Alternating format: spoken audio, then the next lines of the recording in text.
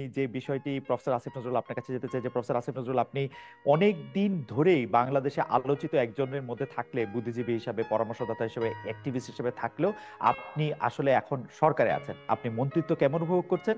কেউ কেউ বলছেন যে আপনি আসলে আর আগের মতো সরব নাই, আপনাকে অনেক জায়গায় পাওয়া যাচ্ছে না, আপনার সেই প্রতিবাদী কণ্ঠস্বর অনেকে মিস করছেন। সেটা কি আপনি সরকারে আছেন সেই জন্যই, নাকি আপনার অন্য কোনো জায়গাও আছে যে জায়গা থেকে আপনি এটি জমা রাখছেন, পরে আমাদের সবার জন্য বলবেন? সবচেয়ে বড় কথা, মন্ত্রিত্ব কেমন উপভোগ করছেন আসিফ নজরুল আপনি? প্রথমে আপনাকে ধন্যবাদ জানাচ্ছি। আমার যারা শ্রোতা আছেন তাদের সবাইকে ধন্যবাদ জানাচ্ছি। আগে আপনি আমাকে বলেন, আমার প্রোগ্রাম কি এখন দেখা যাচ্ছে, লাইভ স্ট্রিমিং হচ্ছে? আমি আমি দেখতে পাচ্ছি লাইভ স্ট্রিমিং হচ্ছে, শুধু লাইভ স্ট্রিমিং হচ্ছেই না, আহ, এই মুহূর্তে। জি আসিফ ভাই, আপনার প্রোগ্রাম শুধু এখন লাইভ স্ট্রিমিং হচ্ছেই না, অলরেডি আমাদের সাথে 3,500 দর্শক যুক্ত হয়েছেন। আমাদের সাথে নিশ্চয়ই আরো দর্শক যুক্ত হবেন। আমি দর্শকদের কাছে একটু ক্ষমা চেয়ে নিচ্ছি প্রথমে, আসলে আমরা লাইভ স্ট্রিমিং এটা করতে একটু দেরি হলো, সেজন্য। প্রফেসর আসিফ নজরুল, একটু বলবেন আপনি মন্ত্রিত্ব আচ্ছা, কেমন উপভোগ করছেন? প্রথম, জি, আপনি প্রথম একটা প্রশ্ন করেছিলেন যে আমাকে আগের মতো সরব দেখা যাচ্ছে না। তো আমি একটু বিনীতভাবে বলি, আমার পক্ষে কি আগের মতো সরব থাকা শোভা পায় কিনা। কারণ আগে আমি ছিলাম অ্যাক্টিভিস্ট টাইপের, ওপিনিয়ন মেকার টাইপের। এখন আমি সরকারে, আগে যে একটা ফ্যাসিস্ট সরকার ছিল, যে সরকার জনগণের ভোটে নির্বাচিত ছিল না, তারা যা ইচ্ছা করছিল দেশে, আমরা সেটা সবসময় প্রতিবাদ করতাম। অনেকে প্রতিবাদ করতেন, বিদেশ থেকে অনেকে করতেন, দেশ থেকে করতেন। সবসময় আমি এটা প্রতিবাদ করতাম। সেই জন্য আমাকে প্রচুর মূল্য দিতে হয়েছে জীবনে। কিন্তু তখনকার যে সরকার, সেই সরকার কি এখন দেশে আছে? এখন তো সরকার পরিবর্তন হয়েছে, এখন পরিবর্তিত একটা পরিস্থিতি এসেছে। আরেকটা হচ্ছে, আগে আমার যে রোলটা ছিল, আমি তো সরকারে ছিলাম না, আমি এখন সরকারে। এখন আমি যদি সরকারের কোনো কাজের সমালোচনা করি, তাহলে এটা তো খুব শোভা পায় না, মানুষ বলবে যে তুমি নিজেই তো সরকারে আছো। থার্ড জিনিস হচ্ছে, আমি তো একটা গোপনীয়তার শপথ নিয়েছি। তো গোপনীয়তার শপথ নিলে আমি অনেক কিছু তো প্রকাশও করতে পারবো না, এটা তো খুব অশোভন হবে এবং আমার শর্ত ভঙ্গ হবে। আমি তো জীবনে কোনোদিন কোনো গোপনীয়তার শপথ নিয়ে তো আমি কোনো দায়িত্ব পালন করি নাই।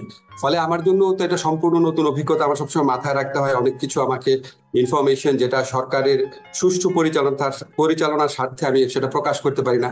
এই সমস্ত কিছু মিলিয়ে আমাকে, মানে, কিছুটা আপনার নিজের ভিতর অবরুদ্ধ অবস্থায় থাকতে হয়। এটা খুব বেশি এনজয় করি সেটা না, আমার চরিত্রের সাথে এটা যায় না। আমার মাঝে মাঝে খুব কষ্ট লাগে, অনেক কিছু বলতে ইচ্ছা করে, বলতে পারি না। আর উপভোগ যদি বলেন, মন্ত্রিত্ব আসলে উপভোগের জিনিস না। আমি জানি না পলিটিক্যাল মন্ত্রীরা কেমন হয় জীবন উপভোগ করতেন। আমার কাছে মনে হয় যে আমার যে একটা মুক্ত স্বাধীন জীবন ছিল, পৃথিবীতে আমার সবচেয়ে প্রিয় শব্দ হচ্ছে স্বাধীনতা। আমি অনেক বিপদের মধ্যে আমি স্বাধীনভাবে কথা বলার চেষ্টা করতাম, আমি স্বাধীনভাবে চলাফেরা করতাম। আমাকে অনেকে অনেক ভয় দেখাতো, তারপর আমি গভীর রাতে আমি ঢাকা ইউনিভার্সিটি ক্লাব থেকে টেনিস খেলে একা ফিরতাম, মনে হতো যা হওয়ার হবে। তারপরে আমি রিক্সা চড়তাম আমার ওয়াইফের সাথে, আমি অনেক সময় স্ট্যাটাস দিতে আপনারা দেখতেন যে আমি কফি শপে যাচ্ছি।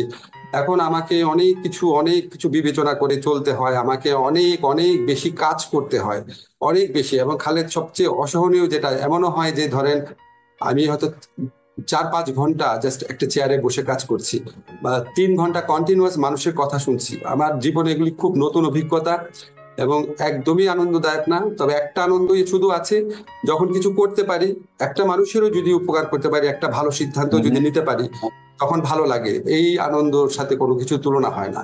এখন দায়িত্ব বোধটা অনেক বেশি, স্বাধীনতা কম, উপভোগ কম। প্রফেসর আসিফ নজরুলের কথা এইবার আবার একটু দর্শকদের বলি যে আমি প্রফেসর আসিফ নজরুলকে 2-3 দিন 4-5 দিন বিশেষ করে গত 4-5 দিন ধরে অনেক চেষ্টা করেছিলাম যে একটি এক্সক্লুসিভ ইন্টারভিউ পাওয়ার জন্য। তিনি তার ব্যস্ততার জন্য সময় দিতে পারছিলেন না। পরে যখন তিনি রাজি হলেন, আমি কিন্তু তাকে বলেছি যে আমার হয়তো কিছু প্রশ্ন হবে যেটা নট সো নাইস। আসিফ ভাই আমাকে বলেছেন যে আমি যে কোনো ধরনের প্রশ্ন যে কোনো ভাবে করতে পারি, এমনকি তিনি আমাকে বলেছেন যে আমি চাইলে এটাও লিখতে পারি যাতে দর্শকরা এটাতে অংশগ্রহণ করতে পারে, যে অপ্রীতিকর প্রশ্ন তাকে করা যাবে।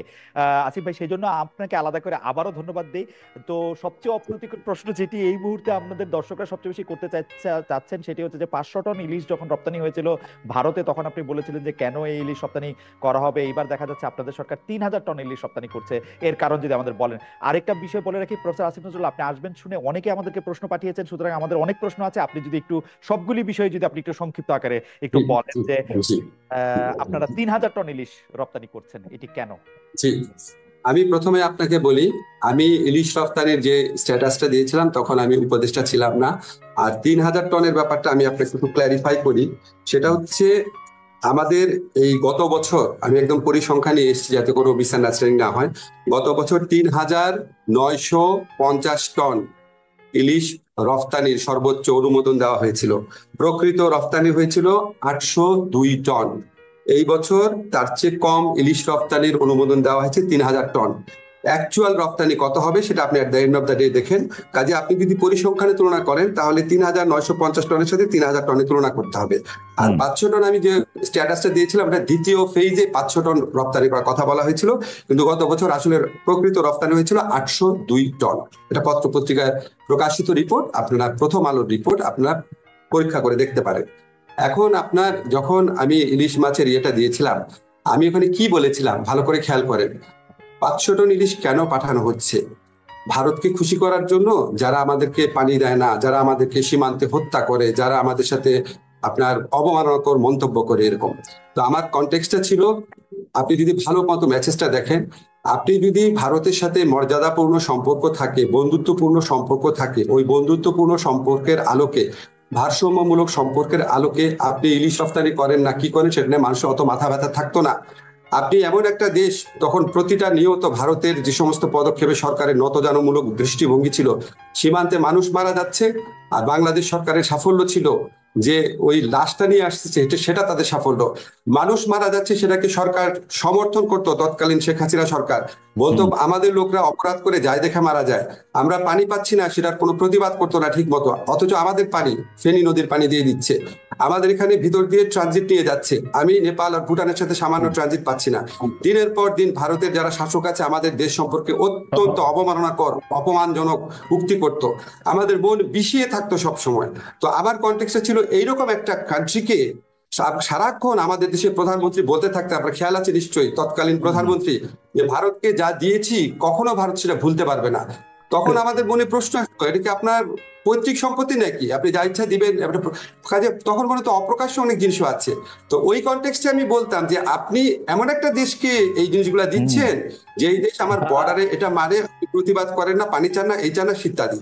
সেই ক্ষোভ থেকে তখন অনেক কিছু বলেছি। আমি একটু ক্লারিফাই করি, এখন তো আর সেই সরকারটা নাই। এখন কি আমার সরকার বর্ডারে যখন হত্যা হয় প্রতিবাদ করে না, কঠোরভাবে প্রতিবাদ করে? তাদের অমিত শাহ একটা বক্তব্য দিয়েছে, আপনি আমাদের বক্তব্য দেখেন কত কড়াভাবে বলা হচ্ছে, অত্যন্ত আপত্তিকর বন্ধুত্বমূলক সম্পর্কে গিয়ে তীব্র প্রতিবাদ জানিয়েছে।